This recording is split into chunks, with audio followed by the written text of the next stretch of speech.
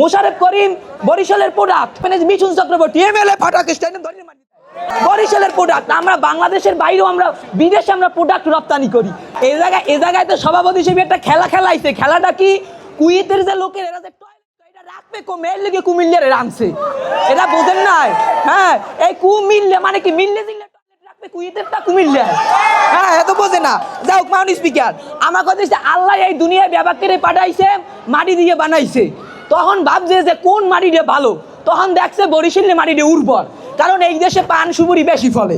হেইবার করলে কি, হেইবার কইছে ভালো মানুষ বানাইবে কি, বানাইছে উর্বর মাটি। আপনি দেখেন শেরে বাংলা বিশ্ববিখ্যাত মানুষ, এইবার দেখেন কত এই যে আমাদের এই টেলিসিনেমা থেকে শুরু করে, আরে খোদা রে খোদা, বিরাট বিরাট একটা এই যে আমাদের বিভিন্ন যে চিত্রশিল্পী, কণ্ঠশিল্পী, হ্যাঁ এগুলো সব বরিশালের প্রোডাক্ট। মোশাররফ করিম বরিশালের প্রোডাক্ট।